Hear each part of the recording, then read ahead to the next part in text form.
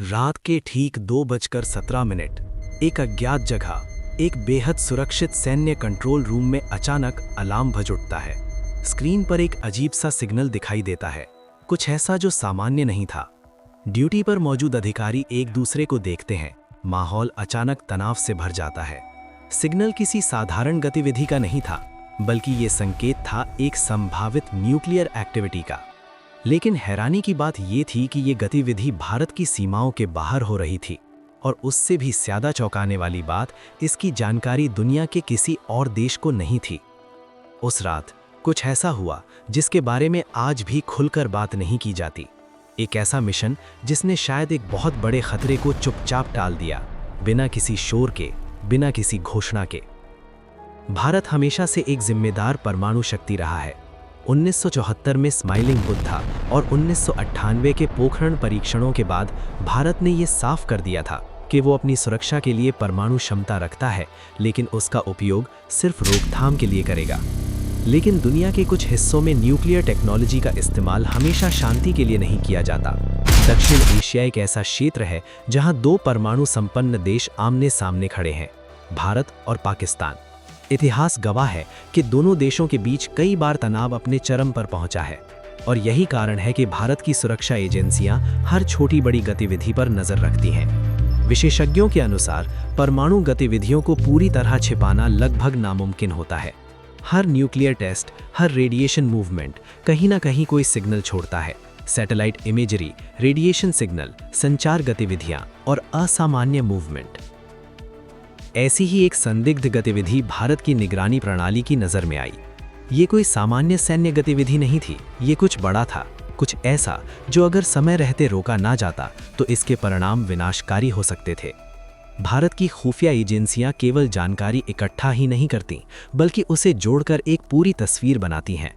किसी क्षेत्र में अचानक सुरक्षा बढ़ना, वैज्ञानिकों की असामान्य गतिविधियां, तकनीकी उपकरणों की आवाजाही, ये सब मिलकर एक संकेत बनाते हैं। ऐसे संकेतों को जोड़कर एक संभावित खतरे की पहचान की गई। लेकिन सबसे बड़ी चुनौती थी पुख्ता सबूत जुटाना, क्योंकि बिना ठोस प्रमाण के कोई भी कदम उठाना अंतर्राष्ट्रीय स्तर पर बड़ा विवाद खड़ा कर सकता था। न्यूक्लियर मुद्दे सिर्फ दो देशों तक सीमित नहीं होते, ये पूरी दुनिया की चिंता का विषय होते हैं। भारत के सामने दुविधा थी, अगर खतरा असली है तो तुरंत कार्रवाई जरूरी है, लेकिन बिना सबूत के कदम उठाना कूटनीतिक संकट बन सकता है। किसी भी गुप्त मिशन की शुरुआत सूचना से होती है, फिर इसमें शामिल होते हैं विश्लेषक, फील्ड एजेंट, तकनीकी विशेषज्ञ और निर्णय लेने वाले अधिकारी। ऐसे मिशन में सबसे जरूरी होता है गोपनीयता, क्योंकि एक छोटी सी जानकारी लीक होने से पूरा ऑपरेशन खतरे में पड़ सकता है। आज के समय में युद्ध सिर्फ मैदान में नहीं, बल्कि सैटेलाइट, साइबर और डेटा के माध्यम से भी लड़े जाते हैं। तकनीक की मदद से संदिग्ध गतिविधियों को ट्रैक किया गया, लेकिन इसके साथ साथ मानवीय खुफिया भी उतनी ही जरूरी होती है। कई बार सच्चाई डेटा में नहीं, बल्कि उन लोगों में छिपी होती है जो उस सिस्टम का हिस्सा होते हैं। इसलिए अंडरकवर एजेंट्स और इन्फॉर्मर्स की मदद ली जाती है, जो अपनी पहचान छिपाकर जानकारी जुटाते हैं। ये काम बेहद खतरनाक होता है, एक छोटी सी गलती और जान जा सकती है। जैसे जैसे जानकारी सामने आती गई, खतरे की गंभीरता भी बढ़ती गई। अब यह सिर्फ एक शक नहीं था, बल्कि एक संभावित संकट बन चुका था। सवाल था, अब क्या किया जाए? सीधी कार्यवाही, कूटनीतिक दबाव या फिर कोई गुप्त रणनीति? इतिहास बताता है कि कई बार बड़े संकटों को बिना युद्ध के, बिना शोर के टाल दिया जाता है, सिर्फ रणनीति और समझदारी से। ऐसे मामलों में देश अंतर्राष्ट्रीय मंचों का सहारा लेते हैं, दबाव बनाते हैं या तकनीकी तरीकों से स्थिति को नियंत्रित करते हैं। ये जरूरी नहीं कि हर मिशन की पूरी जानकारी सार्वजनिक की जाए। कई ऑपरेशन राष्ट्रीय सुरक्षा के कारण गोपनीय ही रहते हैं। इसलिए कभी कभी हमें सिर्फ घटनाओं के संकेत मिलते हैं, पूरी कहानी नहीं। दुनिया में कई बार ऐसे मौके आए हैं जब संभावित परमाणु खतरे को समय रहते टाल दिया गया।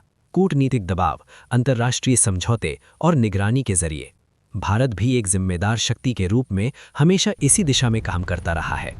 उस रात का अलार्म शायद सिर्फ एक सिग्नल नहीं था, बल्कि एक चेतावनी थी कि दुनिया आज भी खतरों से घिरी हुई है, और उन्हें रोकने के लिए कुछ लोग चुपचाप काम कर रहे हैं, बिना नाम के, बिना पहचान के, हमारी सुरक्षा के लिए। कभी कभी सबसे बड़े युद्ध लड़े नहीं जाते, बल्कि होने से पहले ही रोक दिए जाते हैं।